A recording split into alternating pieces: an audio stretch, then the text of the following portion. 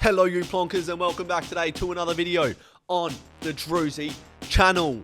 Round 21. 9 things we learned from this round of football, ladies and gentle dogs. Freo have finally got back into the win column. I'm feeling good, and I hope you're feeling good as well at home. If you are feeling good and you enjoy my content, make sure you leave a like rating on the video to support me in the YouTube algorithm, and subscribe, because still around half of the people that watch my videos aren't subscribed. They're filthy pigs. I saw one of my homeboys in the comment the other day say, I'm not a filthy pig, I'm a part of the Plonker Army. Join the Plonker Army and let's get that 8,000 people strong, baby. Without any further ado, let's get into the 9 things that we learned from round 21. Number 1. The Pies have forgot how to lose. In the first quarter of this game, I was messaging Caden saying, mate, the D's are on. There's no way they lose this game. The way they were zipping it end to end. Collingwood would get goals when they'd sort of blaze away and maybe get on the end of a lucky one, or when the ball fell to ground level. I just thought the D's would come out in the second half and win quite easily from what I saw in that first quarter in particular. But you could just see the pressure that Collingwood continue to bring. Even when the game isn't on their terms, their tackling pressure is relentless. They don't give any team any time on the ball. And I think it overwhelmed the D's. I think when Collingwood went inside 50, guys like Lever, May, Petty haven't been in the form that they were in earlier in the season or last year. And if they weren't able to mark the ball, intercept it and get it going back their way, once it fell to ground level, Collingwood were feasting. And it was just a build-up of all this pressure from the entire game, leading to Collingwood getting back into it and then eventually winning another game by less than 2 kicks. This Collingwood story is unreal. Big shout-outs to Ash Johnson too. Just absolutely come out of nowhere, kicks 4 goals, Friday night footy against the reigning premiers. Beautiful set shot technique as well, if I do say so myself. But the Pies, they just don't know how to lose anymore. 11 in a row for the Pies now. Unreal. Number 2. Hawks flying through the end of the season. The Hawks have now won 4 out of their last 5 games. And I know it hasn't been against the most stiff of competition. Stiff competition. They grinded out a result against Gold Coast on the weekend, and it was a really good win for them. They've got Richmond next week, which will be a tough test, but I honestly think they can compete for 4 quarters with the Tigers, and then they've got another game back down in Tassie against the Bulldogs, which will be a massive game for the Bulldogs if they're going to try and get into the top 8. The Hawks have won 4 out of their last 5. They've got 2 tough tests coming up in the next couple of weeks, but with the form they've displayed, their best footy that they've shown throughout the season, we'll see how they go in these next 2 weeks, and I think they've been set up very well for the 2023 season. Number 3. It's been 7 consecutive goals to the Orange team. Kelly Underwood is my favourite AFL commentator. Number 4. Nathan O'Driscoll is the X factor we've missed. When a player comes back from an injury like Nathan O'Driscoll did, I think it was like a broken bone in his foot, real hard one to heal. You'd think, we'll chuck him back in the ones, but it might take him a little bit to warm up back to the standard of AFL footy. It literally looked like Nathan O'Driscoll has come back the same, if not better than he was before his injury. And the thing that I love about Nathan O'Driscoll most is the passion that he plays with. He grew up a Freo fan, purple heart, does Nathan O'Driscoll have. You can see that with the way he plays. Every time he's involved in a contest, he wants to win it. He kicked an unreal goal when he turned on the Jets. I didn't know he could run like that, but he did. Arches the back, kicks it from 50, celebrates the goal by grabbing the shirt and just, displaying the passion that he has. And that's what we've missed, I think, in the last month or so. We've been really flat. I think Nathan O'Driscoll just sets that standard of, let's just crack in, lads, and play for the fans, play for the shirt. Can't wait to watch his career unfold, because he's living my childhood dream. He's my age, playing for the shirt week in, week out when he plays, and he's got all the potential in the world. So it's so good to have Nathan O'Driscoll back in the side. It's been a while, but this video is brought to you by Manscaped, who provide the world's leading products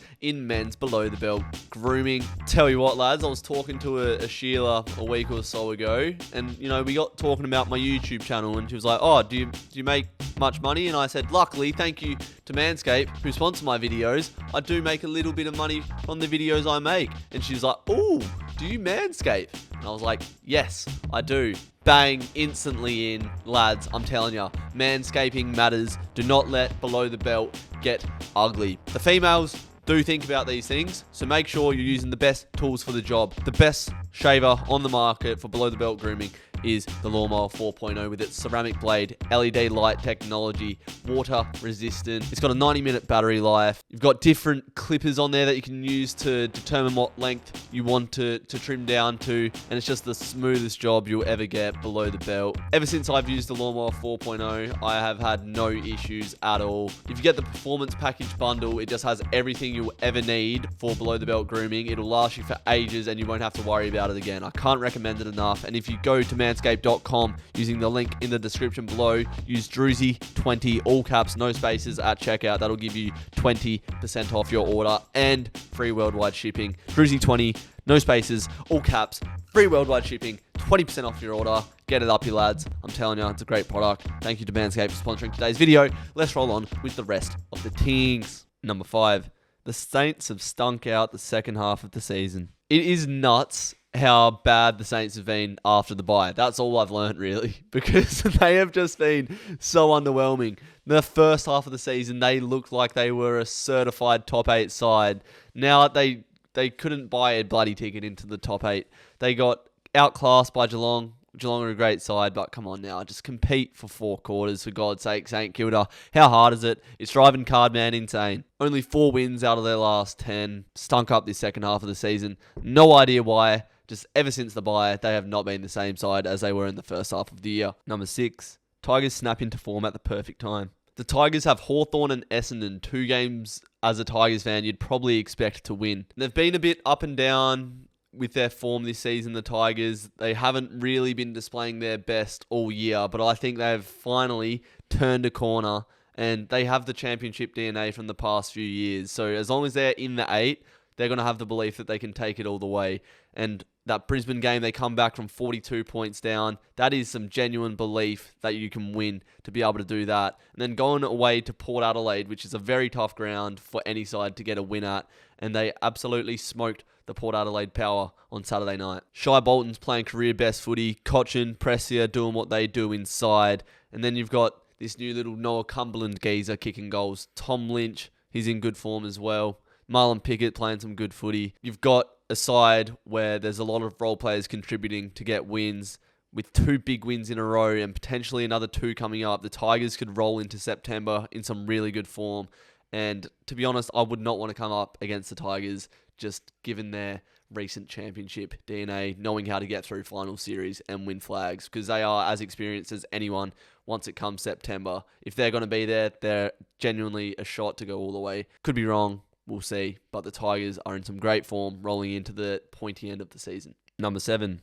Sydney make light work of the Roos. Every time I have to talk about the team that beats North Melbourne, it's always the hardest thing to come up with something like, what did I learn? Sydney just made light work of them, didn't they? They've got Collingwood, who can't lose, so you might as well chalk that one off. No, they can definitely win that. Then I think they finished with St Kilda in the last game of the season. But this one was just a nice little tune-up fight for the Swans. Chad Warner's still a gun. Buddy's an icon. I've said it all just about, so I haven't really learned anything. I'm a fraud. Number 8. The Blues could potentially miss the 8. Oh, number 8 missed the 8. Now, I'm not saying they will miss the 8. I'm just saying it's a possibility after the Flaggers started out the season in red-hot form. Premiership favourites out of the gates, the Blues, after the first 3 rounds. They just haven't been able to recapture that fire that they had earlier in the season. They were so damaging out of the middle in the earlier parts of the season when they were in that good form, and they just haven't been able to recapture that. And I'm not sure why, because they've still got Cripps, Walsh, Chera all in there doing their thing. But they haven't been able to get on top of the contested ball, which is what they've prided themselves on earlier in the season. And in the last couple of weeks, their pressure around the ground hasn't been great either. So the Blues are not in good form coming into the latter parts of the year. They've lost their last 2 now, and they've got 2 tough tests coming up in Melbourne and Collingwood, 2 of the best sides in the competition just about. So if the Bulldogs can deal with GWS and then go down to play Hawthorn in Tassie, they could have their season on the line there. The Blues are going to have to pull out a miraculous win against the Demons coming off a loss. I do not want to play the Demons coming off a loss. I can tell you that from personal experience. And then Collingwood, who haven't lost in 3 months just about. So it's going to be a tough way to end the season for the Blues, who aren't in good form heading into finals, and they still haven't locked in the top 8. Meow. maybe I'm being a hater and the Blues could beat Melbourne and Collingwood, but they are going to have to pull a big old rabbit out of the hat if they're going to beat either of those sides, and they are going to have to rely on other teams losing to make sure that they stay in the top 8. And number 9, Josh Kennedy is a pussy. Alright, this is obviously slightly a joke. Josh Kennedy is a champion of the game, premiership player, Coleman medalist, multiple time All-Australian. I don't even dislike him. As a Freo fan, there is a lot of West Coast players that I dislike. You can't dislike Josh Kennedy. But I'm saying right now, Josh Kennedy is a pussy for retiring the week before a derby. For Freo and West Coast fans, the derby is the biggest game of the season. When you get the fixtures, you see when your home derby is, because that's the best game to go to all year. You get the bragging rights. I hate West Coast. West Coast hate me. That's just how it is. Josh Kennedy literally kicked 8 goals today, and he's just left his team to fester against Freo next week. How are you going to kick, what's 6 times 8? 48? Quick maths. If you're truly a club champion, surely you wouldn't retire the week before a derby. Surely that is such a massive occasion for you to play in. I don't know if it's because he doesn't have any faith in his club being able to win next week and he doesn't want to go out on a derby loss, but you lost to Adelaide this week. You might as well just play next week. You're obviously still a decent player. It's not like you're causing detriment to your team. You kicked bloody 8 goals today against Adelaide. Why would a club champion retire the week before the biggest game of the club's season? The derby is the biggest game of the club season. Baffling. If David Mundy did that, I would not be happy at all. And I'll be happy to not see Josh Kennedy run out against Freo again, because he's an absolute gun. I'm 90% confident that Freo will beat West Coast this week. Without Josh Kennedy in that side, I am 95% confident. Josh Kennedy doesn't want to be heave-hoed in his last game at Optus, and I think you're a plonker for that, Josh Kennedy. You're a champion of the game, but you should be playing in the derby. Come on now. What are you doing? That's going to wrap up 9 things that we learnt from round 21. I hope you enjoyed the video. If you did, could you please click that thumbs up button if you did enjoy it to help me in the YouTube algorithm. I'm going to be doing a sub meetup at Optus Stadium Saturday night before the Freo vs West Coast game. So if you're going to that game, want to come say good day, get a picture and have a chat, please do. I'll put details on my Instagram story this week. So go follow up my Instagram at _Drewzy. But until I see ya in the next video or in person, I want you to take care. Please do. Take care. You plonkers.